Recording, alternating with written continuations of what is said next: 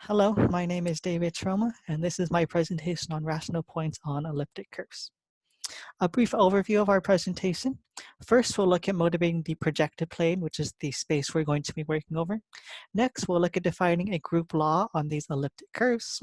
We'll move on to classifying torsion points over the rationals, or the field of rationals, and then we'll move on to different fields, so specifically finite fields, and time permitting, we'll look at one such application of rational points over elliptic fields, which is elliptic curve cryptography, known as ECC.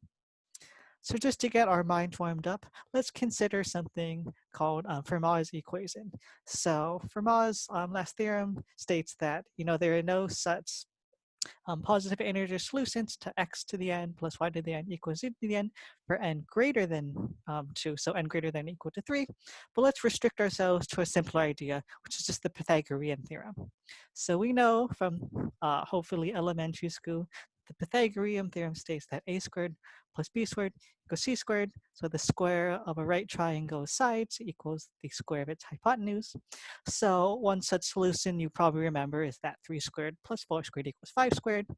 Maybe another triplet you might remember is we have 5 squared plus 12 squared equals 13 squared. And then I have this last solution here that 6 squared plus 8 squared equals 10 squared. If we think about this, each of these integers or positive natural numbers are actually 2 times the solution we had in this first triplet. And so yes, this is indeed another such triplet that satisfies the Pythagorean theorem, but it doesn't tell us any new information. That we could just take any multiple or positive multiple of these 3 numbers in the first triplet and we would still get a valid solution. So it would be great if we could work over a space such that we can kind of say that if we can, if 2 points are multiples of each other or triplets are multiples of each other, they're not adding any additional information. So they kind of are in the same representation or like equivalence class. And this is exactly the motivation we have for the projective plane. So we define the projective plane to be the set of equivalence classes of 3 tuples, where all 3 of them are not 0. And then we're modding out by this equivalence relation where we say 2 of these tuples are the same. If there's a non-zero scalar, we can multiply 1 to get the other. And when we say that A, B, and C are in K, K can just be any field.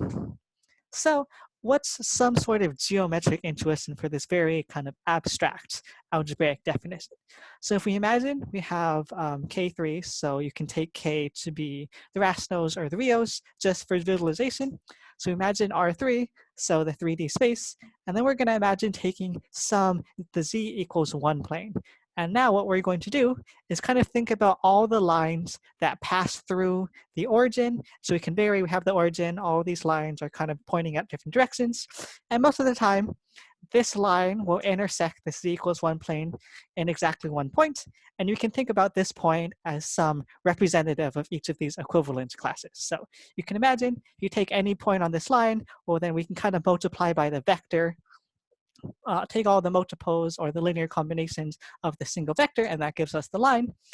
And so you can think about, we have P2 is kind of like K2, so we have all these points. But notice sometimes as we vary the direction of this line, we might end up having one of the lines that's parallel to the plane. And this is going to happen in all possible kind of rotations around the z-axis. We get all these lines that don't quite intersect the plane.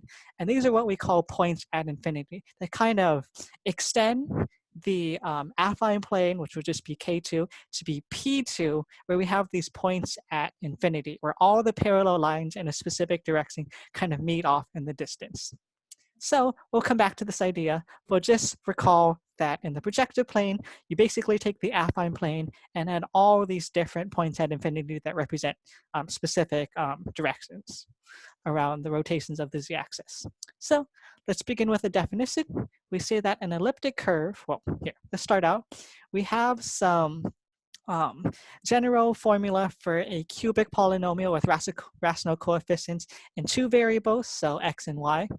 And then we can kind of restrict these general cubic formula through some series of linear transformations. We construct something that's called a birational equivalent cubic of the form y squared plus axy plus by equals some cubic polynomial only in terms of x. And when we say birationally equivalent, you can think of this almost as a linear transformation. So like almost everywhere isomorphic except for a few bad points that we're kind of gonna ignore for now or mod out by. And we call this Weierstrass form, the second equation here. And then particularly, we'll restrict our study of such cubics to elliptic form or elliptic curves of the form y squared equals some polynomial or cubic polynomial only in terms of x for the sake of our presentation.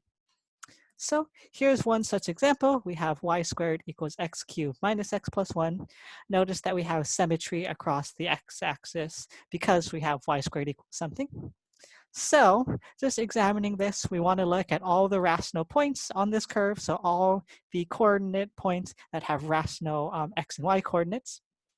So when we think about defining a group law, what we mean to say is, given two rational points on our curve, is there some way we can kind of define some group operation so that when we take P group operation Q, we end up with a third point that's also on our elliptic curve.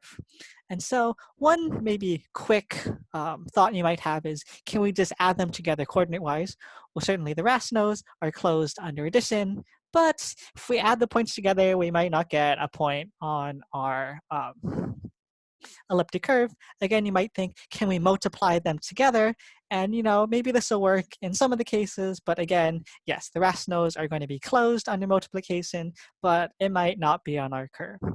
So this is where we kind of lean into a more geometric argument for how to define this group law, and then we can define the algebra to go along with this. So motivating this geometrically, we take 2 points, or rational points on our elliptic curve, and we define the secant line through the curve that goes to these 2 points. Notice this will intersect our curve in a third place. And what we're going to do is simply kind of draw a vertical line, so reflect it over the x-axis, if you will, and define this third point that we've reflected over the x-axis of the intersection point to be P plus Q.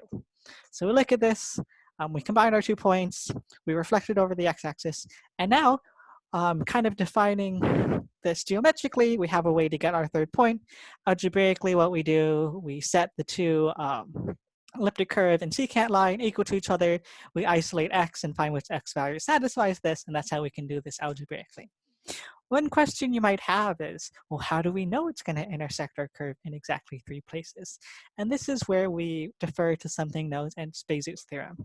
Bezout's theorem basically says, if we have 2 algebraic curves, then the number of intersection points that aren't exactly the same curve, then the number of intersection points between these 2 curves is the product of their degrees.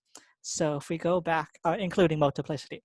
So an elliptic curve is going to be degree 3 because we had x cubed, and then this secant line is going to be degree 1 because there's only degree 1. So 1 times 3, that tells us the multiplicity of these 2 algebraic curves of the number of their intersections is going to be 1 times 3, so 3. It has to intersect 3 times.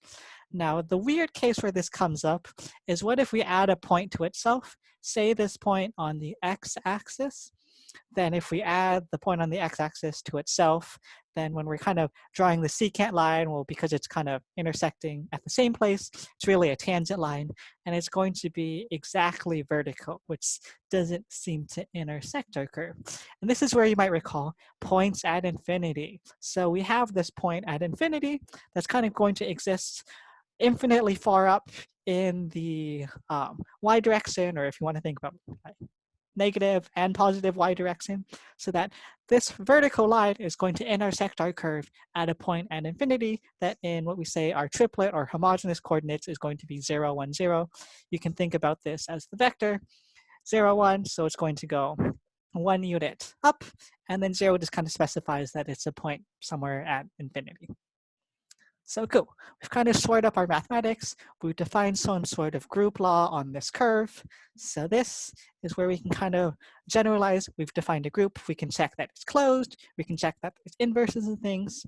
And now that we've said that this elliptic curve, we can define a group law on the rational points. Now we can kind of use all of our group tools in order to analyze this. So some questions that might come up Are there elements of finite order? Are there elements of infinite order in this group? Well, certainly at least one of these has to be true. And then, how do we figure out if one of these points or rational points has infinite order or finite order? So one such theorem exists in previous mathematicians, something known as the Nagell-Lutz Theorem. And Nagell-Lutz, two pretty well-known mathematicians, said, let's take this elliptic curve where this is our restricted subset where we have y squared equals a cubic only in terms of x, be a non-singular elliptic curve with integer coefficients. And by non-singular, we mean smooth. So you can define some sort of tangential like manifold at each of these points. And then let D be the discriminant. So you might have seen the discriminant of a quadratic, but the discriminant exists for all orders of polynomials, and in particular, the discriminant of a cubic function with coefficients x cubed plus ax squared plus bx plus c is this expression here. And so what Nagell-Lutz theorem tells us is if we have a rational point of finite order, then both the x and y coordinates have to be integer, and either the y coordinate is going to be 0 or y squared is going to divide the discriminant. Notice that this is not an if and only if, so there may happen to be points on our curve that are integer, and then the y is either 0 and it divides, y squared divides discriminant, but it may not be a rational point of finite order. So the converse isn't quite true, but if we look at all such coordinates on our curve that satisfy the second part, we can kind of maybe perhaps brute force or look through all of these possibilities to find all of it that has to be in the list of points that satisfy the second part. So let's look at one such example. Going back to the curve we saw earlier in our presentation, y squared equals x cubed minus x plus 1. We calculate the discriminant, and we get that the discriminant equals negative 19. Great, it's a prime number, so that the only numbers that such that y squared divides this prime number. Well, since prime, we have it can only be plus or minus 1. And then again, we also have to consider the case where y equals 0. So now let's split up our cases. If y equals 0, then we want to solve 0 equals x cubed plus or minus x plus 1 over the integers. And in particular, you might recall that in order to check if this polynomial is irreducible, then we can reduce mod p. And if it's irreducible mod p, then it has to be irreducible over z. So we reduce it mod p, and we can easily check that if we plug in 0 for x, we get 1. If we plug in 1 for x, we get 1. So it's irreducible over is irreducible, so there's no linear factors. X minus a exists, so in particular, there can't be any integer solutions that exist for this. So it's irreducible. There are no such rational points of finite order where y equals 0. Now we try our other case for y equals plus or minus 1. Well, we have y squared, so we just get 1 here. We see that we can indeed factor this into 3 linear factors. However, what happens is if we have a rational point of finite order, well, if it has finite order, then adding that point to itself, 2p, we should still get another rational point of finite order. So if we kind of iterate and we take the x coordinate, find its y, we add this point to itself, x number of times. If we ever get to a point where it doesn't cycle back to itself, it kind of goes off, or we get a point that doesn't have integer coefficients, then it's not going to be a rational point of finite order. And what happens is when we plug in each of these x coordinates, so x equals 0 plus minus 1, then eventually when we add this point to itself n number of times, we get a point that doesn't have integer coefficients, so it can't be a rational point of finite order. So in particular, the only rational point of finite order is this O, which represents the point at infinity. So in particular, this point at infinity, we saw that it's 0, 1, 0. It has rational coefficients or integer coefficients. And this is the only rational point of finite order. And note that this point at infinity is always going to be in this group, or we call the torsion subgroup of rational points of finite order for any elliptic curve we choose. moving on, so we've talked about how can we kind of figure out if something has integer or a finite point of rational order. So now let's talk about Q. Maybe something you might be thinking of is, okay, well, this group is probably going to be finite. Is it going to be infinite? And even more generally, this group law we've defined are, how can we tell, is this group finite or infinite? And if it's infinite, is there some sort of generating set to get all of the rational points on this curve? And this is where we defer to something called Nagell-Lutz Theorem. And Nagell-Lutz Theorem says, let's C be a curve as we saw before, y of the form y squared equals x cubed plus ax plus squared plus bx, where a and b are integers. Notice we don't have the plus c here, but we can easily take any of the previous equations we had before, pass it through a linear transformation, and kind of, by doing some sort of shift, and indeed we can kind of transform it into the curve as above. Then Nagell-Lutz theorem says, if we can put it in such a form that's non-singular, then the group of rational points which we define the curve over the rationals is a finitely generated abelian group. So there's some finite subset of this group so that when we take all the linear combinations, we can generate all the other rational points on the curve. So Nagell-Lutz theorem is hinged upon, how do we go about proving Nagell-Lutz theorem? It's hinged upon something known as the descent theorem, which is a much more powerful theorem, piece of machinery that we can use to kind of quickly prove Nagell-Lutz theorem. And this powerful theorem, descent theorem, says, let gamma be any abelian group and h be some sort of function from gamma into the non-negative real numbers, such that the following conditions hold. And so you can read through these on your own as I distribute it. It basically says, if we satisfy each of these properties, this h function and this abelian group gamma, then R is finitely generated. So what this tells us is, if you can check that C over Q is an abelian group. So if we can find such a function h that satisfies each of the following conditions, then we can kind of say, here it works, so we've proved Nagell-Lutz theorem. So what might this h function look like? And this h function that was used to prove Nagell-Lutz theorem is a height function where basically we take h of p, so a point in our rational points on the elliptic curve. We're going to take the x coordinate out of that point, and because it's hopefully it's a rational number, it's going to be m over n. We're going to take the max of the absolute value, and then we define this lowercase h of p equal to log of capital H of p, and we can check that this lowercase h function satisfies all of the four conditions. Thus, we've proven Nagell-Lutz, and the group of rational points is a finitely generated abelian group. So we've done a lot of work over our rational points, and I said we'd move on to other sets fields, so particularly finite fields, which is a great introduction to if you're interested in elliptic curve cryptography.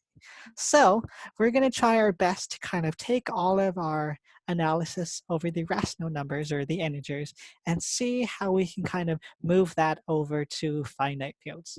So again, let's see be our non-singular cubic curve of the form y squared equals some polynomial, cubic polynomial in terms of x with integer coefficients. So integer coefficients, if it's not an integer, just multiply by some scalar. So with phi to be the subset of C of Q, which is the rational points of finite order. So recall from Nagell-Lutz theorem, if it's a rational point of finite order over the rational numbers, then in fact it has to have integer coefficients. So we can talk about reducing mod p from the integers into the integers mod p.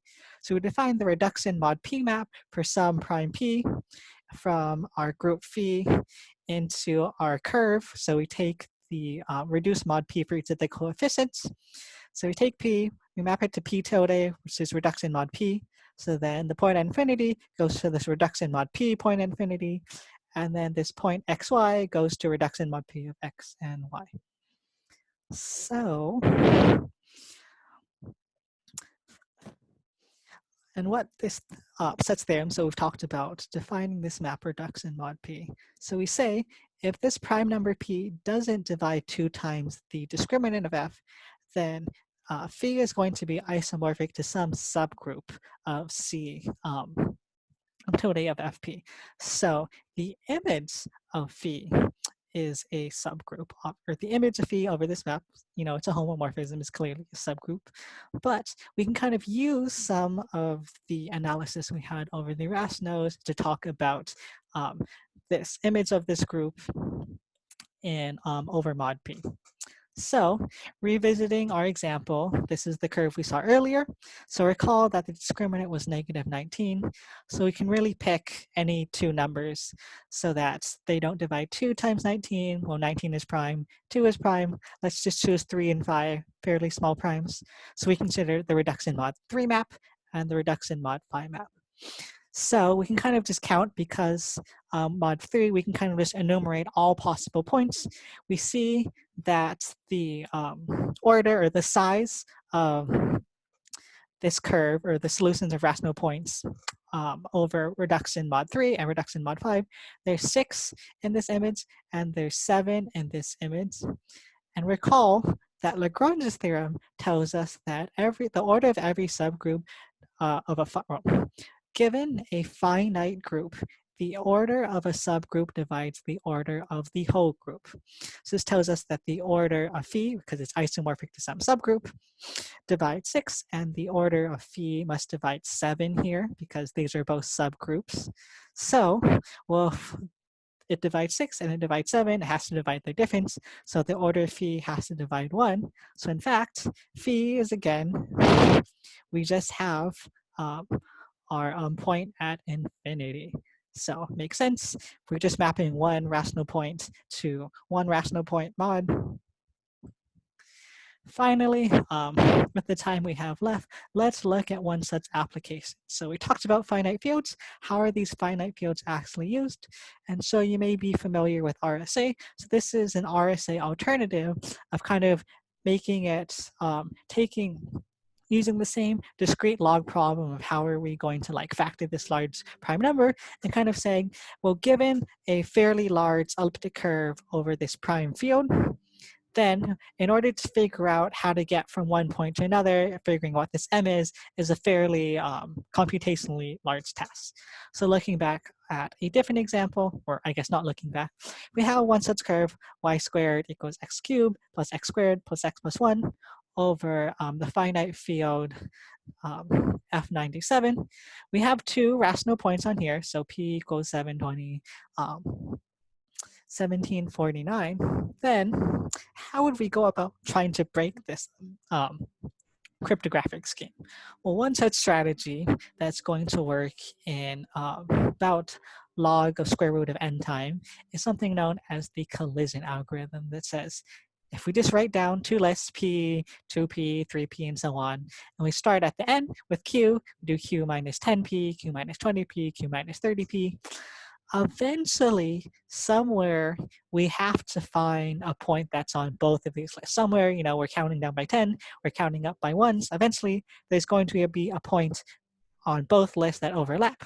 So we have a times p equals q minus 10b times p. We can kind of solve for what m is, and that's how we can generate that. The m we were looking for in this elliptic curve discrete log problem was 47.